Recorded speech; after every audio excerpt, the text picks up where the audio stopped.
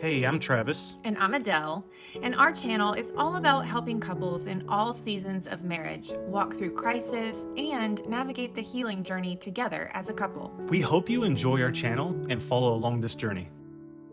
Hey, and welcome back to our channel. Today we got the chance to sit down with the Art of Spousing, James and Lisa Duvall. I love their podcast. They have such a passion for marriages, to get resources to get healing, and that's what we talked about today. Is we talked a little bit about our story and what we've gone through. Yeah, so this interview, we shared our story and we talk about the impact of pornography, infidelity. We also share red flags in marriage and how to have conversation about that. And so let's go ahead and jump in and listen to this interview. Travis and Adele, it's so great to have you on the podcast. Thanks for making time to be with us today. Thanks for having us. Yeah, we're excited to hang out with you guys. Thanks for inviting us. Absolutely. So we had the privilege of meeting you at the Marriage Collective at Winshape, which was a fantastic fall experience with a lot of people in the marriage space, which was amazing. And after hearing just a little bit of your story, we came home and binged a little, I have to say, on some podcasts of y'all's just to get to know you even better. Yeah. And so we're like, these people, we have to have you all on the podcast to introduce you to our listeners, and because we just knew your story is going to encourage and just bring hope and healing in people's marriages. So thank you for joining us. Oh, thank you. Yeah, thanks for the invite. And I want to just piggyback on that. We met you guys at the Marriage Collective, loved getting to know you more, and I felt like I wanted to know more about your story. So we're excited to learn more about you guys, your story. I've already listened to 2 of your podcasts. I really enjoyed listening to those and learning more about you and what you're doing. And so thank you for how you're engaging in marriages and healing them. And we were hoping you would invite us on the podcast. We were going to ask if we could invite ourselves if you didn't. That's right. Well, you are invited for sure. So we would love to just take some time for you to share your marriage story and how that led to the creation of Noble Marriage. Sure. I'll start. So we have had we've been married 16 years, even though Adele says 17. I think she just likes being with me. I don't know why I keep saying that. We've been married 16 years, and the first 12 years we had a lot of issues and struggles and pain and hurt. And in order to talk about that, I want to go backwards a little bit to my life. You know, I was born and raised in the church and had an amazing family and home. I love my parents and I love my family.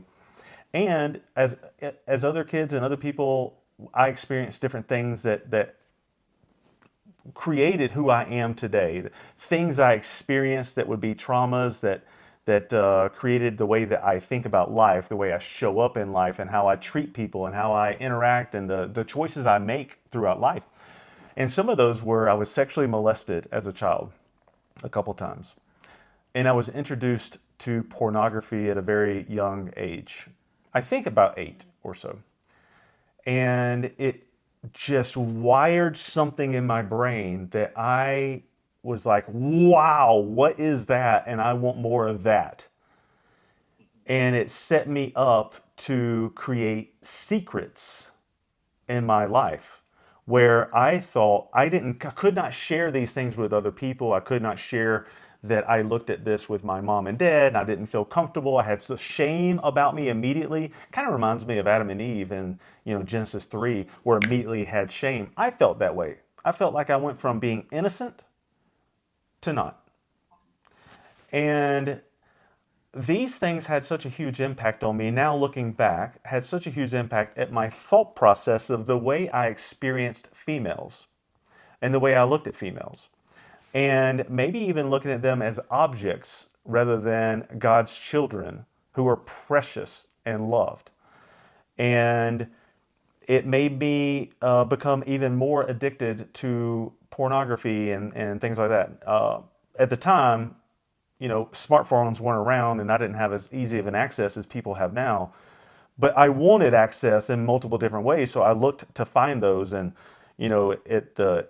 it was basically just magazines that I could find, going in friends' houses and looking at trying to find their parents' stash and things like that. But I'll tell you how that impacted my marriage. I wanted to go backwards a little bit to be able to go forwards and say that in our marriage, what we experienced during that 12 years was I still had those secrets. And by the way, secrets make you sick. They really do. And I didn't know that, but going through our marriage, I had experienced all these things, and I had this lust going on for me and a lot of pride, and I didn't know how to really rectify that or work through that. I still was a church-going person, but I didn't have a personal relationship with Jesus. I had I guess you could say my faith was my parents' faith, whatever theirs was, but not a real one. And so through our marriage, what we experienced with a good bit of mistrust, secrets. I was hiding a lot of things, infidelity. I ended up becoming addicted to alcohol. I became a functioning alcoholic. I became addicted to prescription medications. I was on 14 different medications, and I became heavily addicted to those. There was even so much hopelessness that I tried to commit suicide twice. I was so broken, guys, that I had this hopelessness about me and this skewed mindset that, you know what, I never want you, Adele, to ever find out about things I've done, ever. I never want my kids and my family to find out. Man, I hated who I had become, and I wanted no one to ever know it. And I had this hopelessness to be like, I just need it all to end. I need my pain to end. I need all of it to end. And the only way I could rationalize that is I just need to take my life. Man, you know, as I think about that, that is, it's painful, and it hurts my heart to think that I would get to that point. And people listening to this podcast, you may be at that point. You may have this hopelessness, like I cannot even fathom going another day, because that's where I was.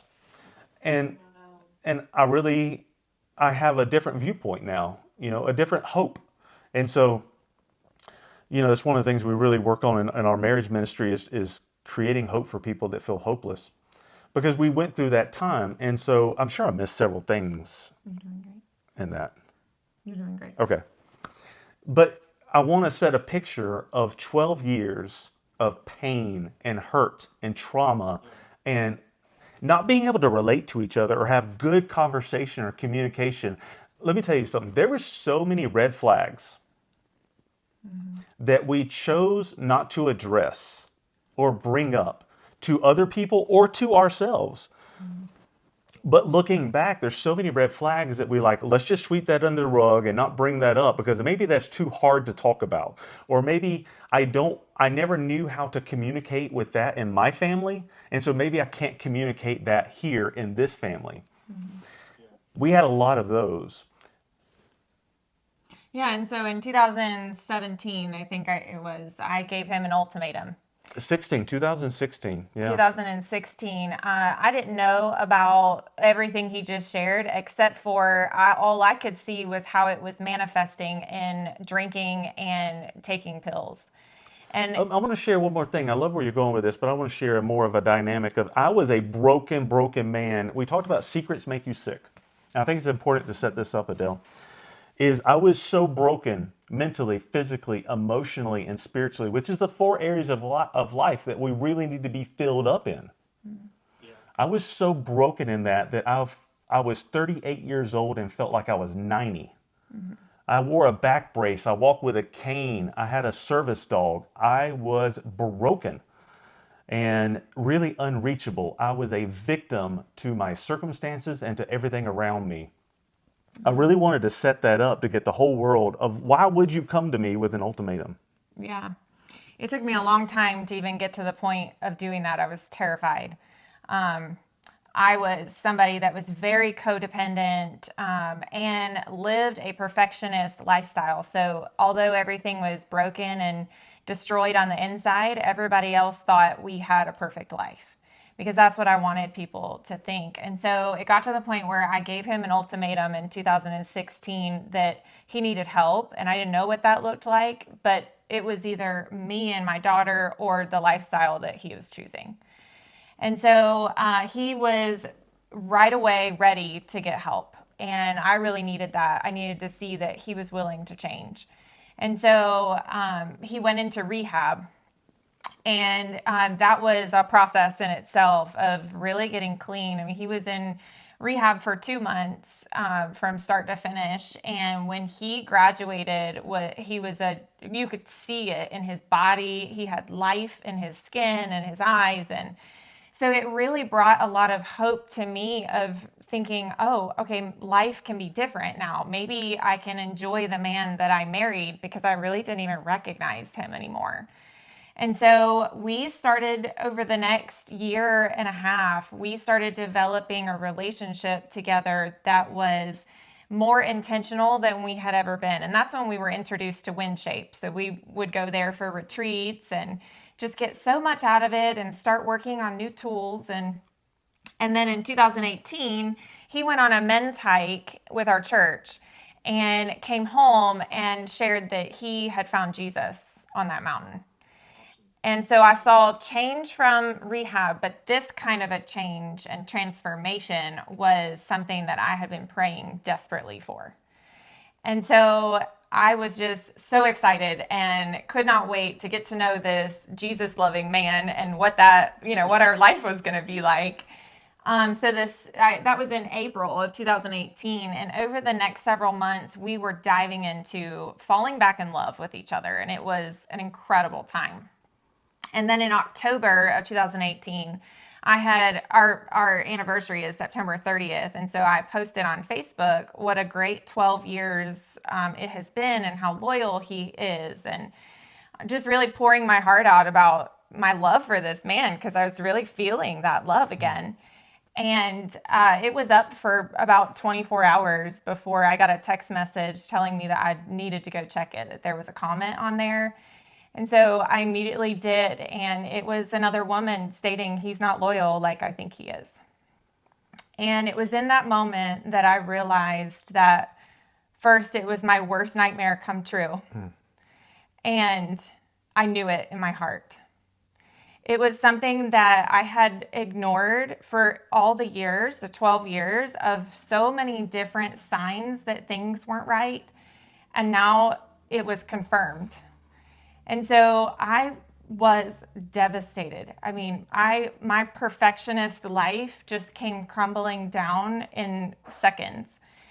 And I didn't know if we were going to stay together. I didn't know if I wanted that. I didn't know how I was going to even get through each and every day. It was just devastating. And so one of the first things we did was we were already in counseling, and I'm so grateful we were just working through marriage in general. And so we immediately reached out and we were like, we need some intense counseling. I mean, we're going through a huge crisis. And so we started counseling 3 times a week, and it was intense and very needed. I mean, I had never learned how to deal with emotions, and now I was having a roller coaster of emotions I didn't know what to do with. The anger, I'd never experienced that level of anger before, and it was really consuming me. So I'm just so grateful that I've had enough sense to reach out for help. And so we also ended up meeting with Dr. Gary Chapman at Winshape, and that's when I was introduced to what real forgiveness is. He shared with me that forgiveness is not for Travis. It's actually for my healing. And that if I choose not to forgive him, then I'm blocking my ability to heal from this trauma that I was experiencing. For me, it was a loss of the marriage I thought I had, and really grieving that marriage. And that's okay. I don't have to, I think my thoughts were he had to earn my forgiveness.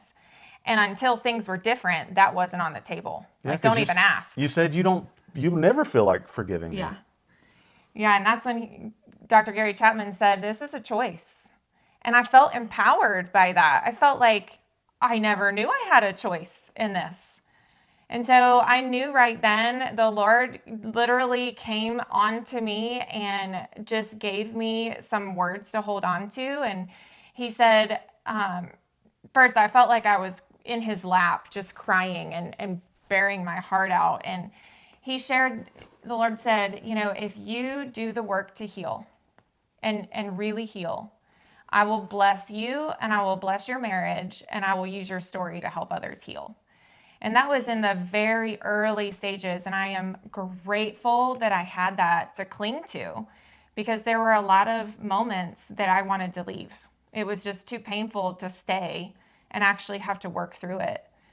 But one of the things I've really recognized is divorce is not an easy answer. It is just as hard of a journey as it is staying together. It's just a different journey.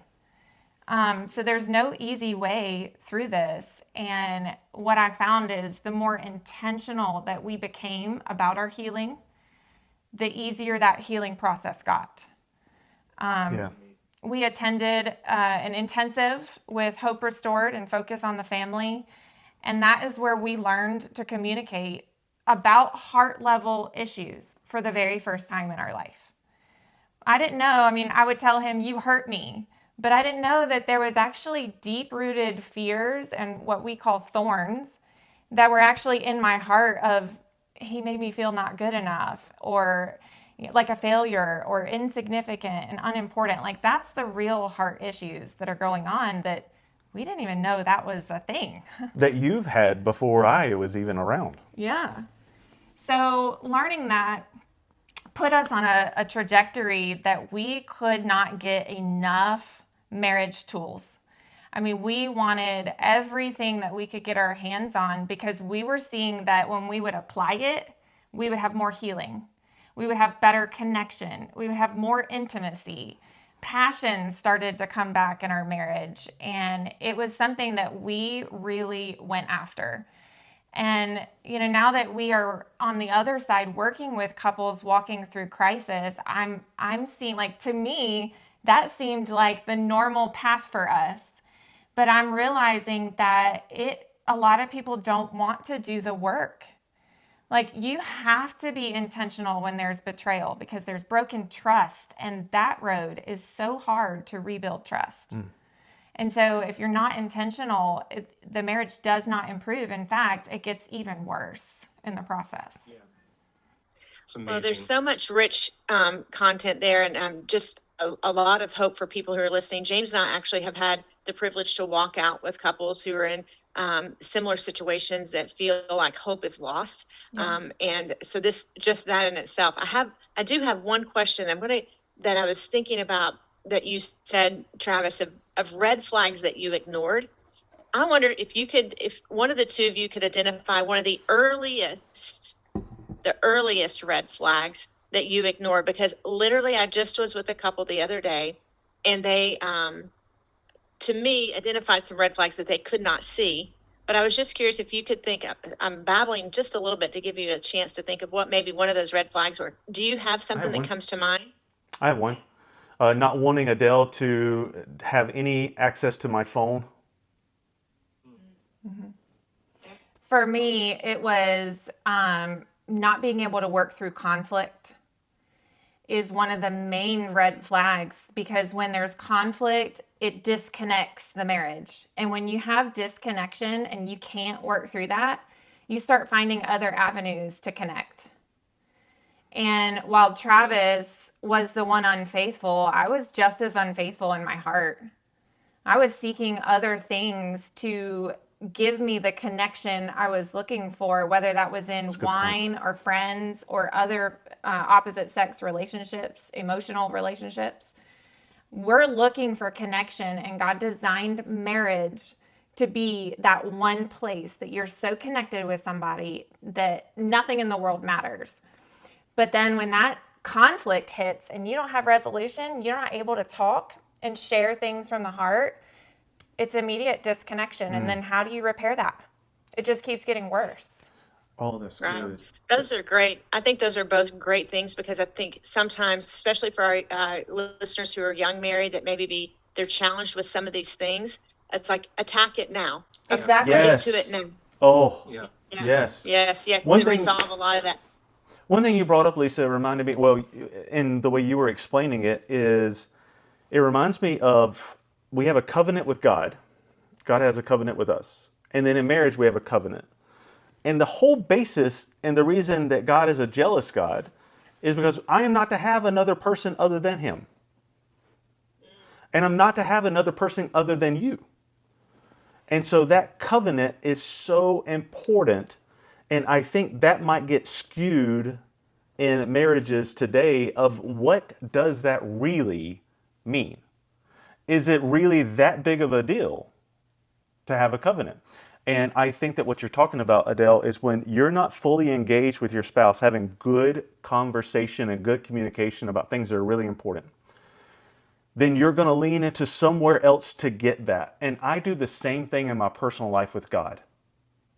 Is when I am not fully connected in that vertical relationship, I'm out looking to fill myself up in other areas to try to achieve this elusive happiness.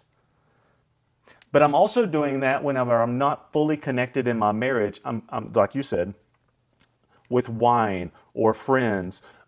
There's so many ways to be able to do that, to look for that, and it will never satiate or satisfy anyone.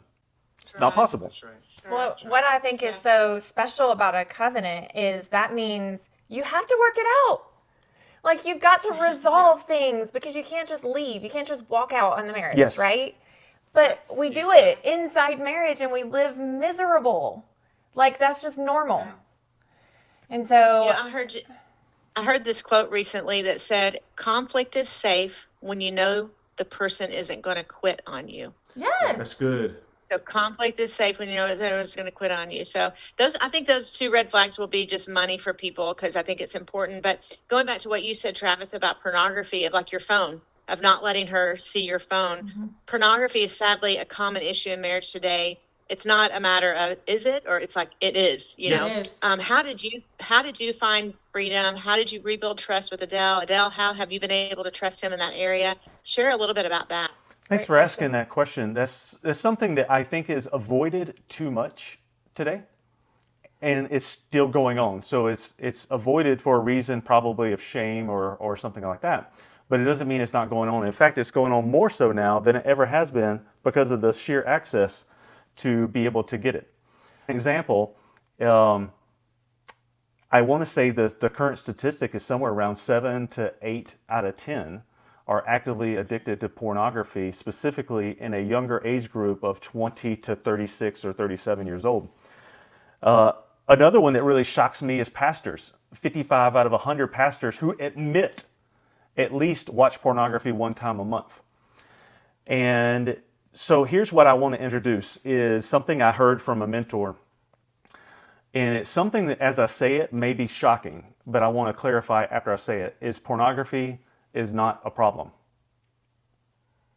And I want to clarify that pornography is not a problem. Pornography is a solution to a problem. The problem is my heart. Pornography, alcohol abuse, gambling, stepping out on my marriage, being addicted to drugs, shopping, you name it, they are what we're searching for to be a solution to a heart issue. And that is the why behind why people do the things they do. Out of the heart is the wellspring of overflow of the wellspring of life. There's so many things that Jesus talks about heart. And the reason for that is that's the truth. I have to know who I am, whose I am, why I am here. I have to have the solid foundation of that in order for me to figure out that I am a whole and complete person, that I don't need things to complete me, and I especially don't need my spouse to complete me. Pornography is a thing that I need to consume or have access to satiate something that's going on for me deep inside. What ends up happening is a brain issue and a body issue. A brain issue that when I consume pornography, it attacks my brain, it changes chemistry. It actually makes you more dumb. I can't remember the technical term for it. I think it's called brain slowing. I won't get caught up in that. But it actually reduces your brain capacity, and it rewires your brain to adjust your dopamine levels to where you need to go for those things at the expense of intimacy with your spouse. Like it actually cuts off intimacy in the marriage. It's people say, oh, it's a poison, destroys the marriage. That's what's destroyed is you don't have access to sexual and emotional intimacy when pornography is involved. It's not possible. You can't have it. Cannot have it. It's absolutely impossible because of what it does to the brain and the dopamine, that it means that I have to have a more and more and more intense search in pornography, or something different or unique or novelty. And to get the same feeling. You cannot provide that as a spouse. No spouse can provide that. It's called supernatural stimuli. And it's just not possible to do it. There's so many research. I would love for you guys, if you heard that word supernatural stimuli, look it up. Look up the research that's been done on that. It's amazing and how it alters the brain. So, how did I work through it? I need to replace good habits with bad. Good habits with bad. That means I need to rewire the brain. What fires together, wires together. So when I create a new neural pathway, like I'm going to make this choice not to look at porn and masturbate. I'm going to make this choice not to do that. I am wiring a positive trait, and the negative one is reducing every time. And so it takes time to rewire the brain, but the heart shift has to come first. I have to love what God loves, hate what God hates. God hates sin. God loves his children. God loves his children. And so when I'm looking at another female in a way that's God's child, then I am making her lesser than me, and I'm not loving what God loves, and I'm not hating what God hates. I know that was a lot and probably all over the place, but hopefully I landed it. And for I'd love to me, know from you. yeah, like how do we I'd love to know- rebuild? Yeah, how did you do it? So for me, what was really important is, okay, all of these things are out. We've now had full disclosure and I know all that I need to know. Well, how do we move from here? And what was really important to me was integrity. And the way we define integrity is your actions line up with your words. That's it. What you say, you follow through with. And so that's how we approached it. And we created a lot of safeguards and boundaries for our marriage. Safeguards prevent you from going over the line, and the boundary is where the line is. So they're different, and some of those things included software protection, hard boundaries, like not being alone with the opposite sex, and that goes for myself, because we started to look at our marriage as something we want to protect. Not that we're not going to enjoy things outside our boundaries, because there's so much to enjoy. In fact, there's more to enjoy inside boundaries than there is outside. And so yeah, we just started to look at it like, how can we protect our marriage so that we can have this amazing relationship? So we started to put things in place, and then I'm watching, is what he's doing lining up with that and what he says he wants, which is a healthy, restored marriage. I needed constant disclosure. I think disclosure is not a one-time thing. All the secrets are out and you're done. It is a lifestyle. When you're in the process of healing from betrayal, I need you to over communicate everything you're doing. This is where I'm going. I'm going here now. This is who I'm going to see. Oh, I called so-and-so today. Because without that disclosure, I'm going to automatically go into discovery. Where are you? When are you going to be home? Who are you with? And that actually reduces trust. It takes away from trust. It's a negative. And so every time he would disclose, I would build more trust and more trust and more trust. And it got to the point where about a year and a half in, I'm saying, I don't need to know all the things that you're doing anymore, because you've earned that trust in the sense of, I know when he says he's going to do something, he's going to do it. And so over time, that trust was rebuilt. And we had some things that counted against that. And for us, those were really big learning opportunities of, okay, I got very triggered because there was a lack of communication, and how do we work through this so that next time this doesn't happen again? And we've learned how to communicate with each other so that that gap is closed, and I'm not having to constantly question, what are you doing? Where are you going? All those things. And I think that is what we've really seen prevents couples from healing in betrayal is there's a lot of questions, and that spouse may not be doing anything wrong anymore, but they still feel like it's being held over their head and they can't move forward. And then the person who's broken from the betrayal, they need that. So there's this nasty cycle that can happen of when are you going to get over this? Like, come on, this is taking forever. But it is a journey of if one spouse is not constantly disclosing and earning that trust, the other one is seeking out questions. So that's really how we did it. And it was so effective, and it made me trust him way sooner than I would have ever imagined. I honestly, looking back, I'm shocked that I started trusting him a year after. That's awesome. You were said at the very beginning of this, Adele, that about hard work. What you just described, all of that with both of you is a lot of hard work. I mean, such hard work. Yeah. Looking back, are there things that you would do differently now? No, because you've done so many amazing things through this process, but anything that you would have done differently now that you're on the other side of things? That's a great question. Probably, we just talked about this the other night. Probably one of the biggest things we would have done is observed and brought up the red flags. We mentioned earlier about the red flags that we experienced in our marriage.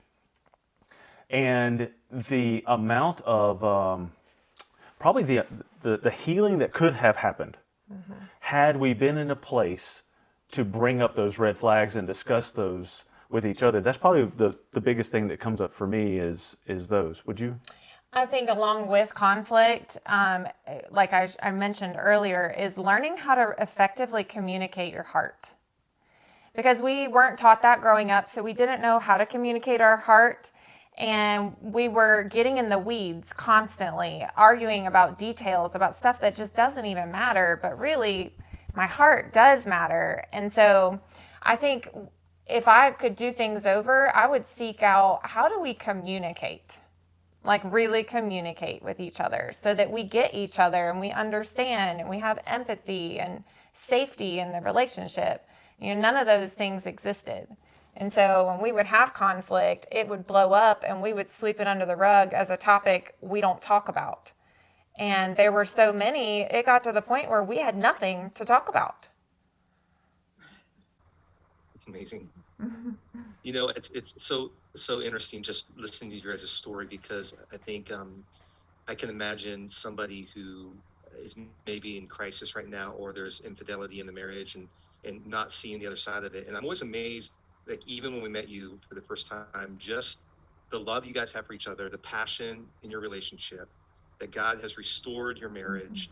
It's taken work, it's hard work, right? But just the hope that you guys have for so many couples. And even as we're just talking about, building trust. I mean, just recently working with young couples that are trying to figure out how, one spouse found out the other spouse has a pornography addiction, and how do you work through that and the feeling of, a betrayal and all those things. But you guys are such a testimony of how God can take a mess and make a message out of it. And I love that you're doing that now consistently through the Noble Marriage. You guys are YouTubers. You have a marriage academy you do, and you're also releasing real practical courses that couples can walk through from the lessons that you've learned and application to that. Can you talk about the new course that you guys recently released? It's Walking Through Infidelity.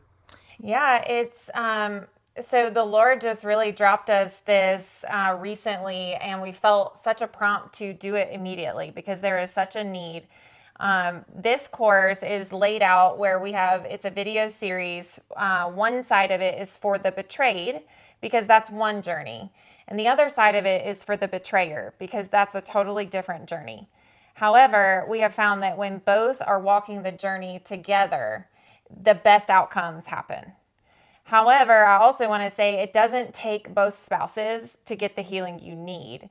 And so it's also designed where if I'm a spouse who's been betrayed and my spouse does not want to walk that healing, I can still make myself a priority and my heart is important and walk through this course by myself and really get a lot out of how to walk through this. So it is a 9-session video series, and we're hoping we have it as at a low investment for couples because we know it is just such a need out there that we're hoping it'll really help give us step by step.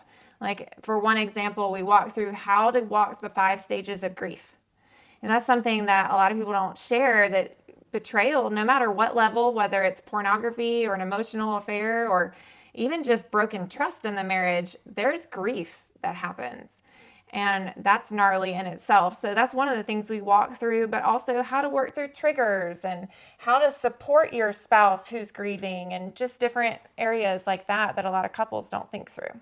And you can, anyone can go to thenoblemarriage.com and click on courses and see all of our courses to sign up for any one of them. Or what we also recommend is to pair those with coaching. And we would love to come alongside them and help them in any way. I love when people will go and seek out help, either a therapist or a coach or a mentor, but we really suggest lean on someone for help that loves Jesus and loves you, because there's healing available and you just got to be able to reach out for it, search for it.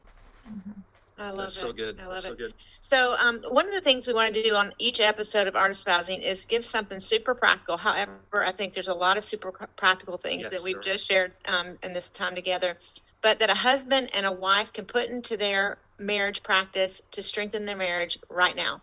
What would you guys have as a tool or a practice that's been helpful to strengthen your marriage? You've given a lot, but anything outside of that?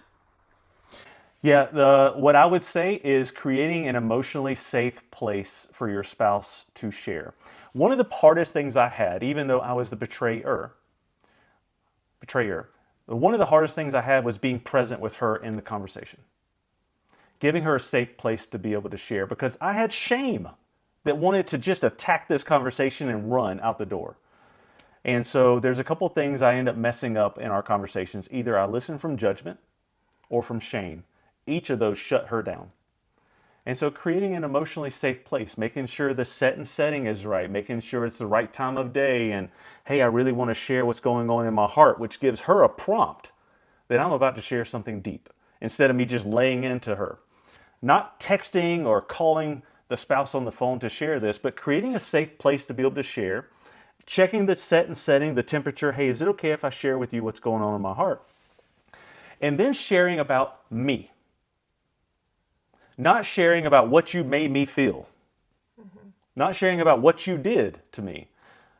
But I really felt this way, or I really felt unimportant whenever this happened, or I felt not good enough. And I know that's not your heart.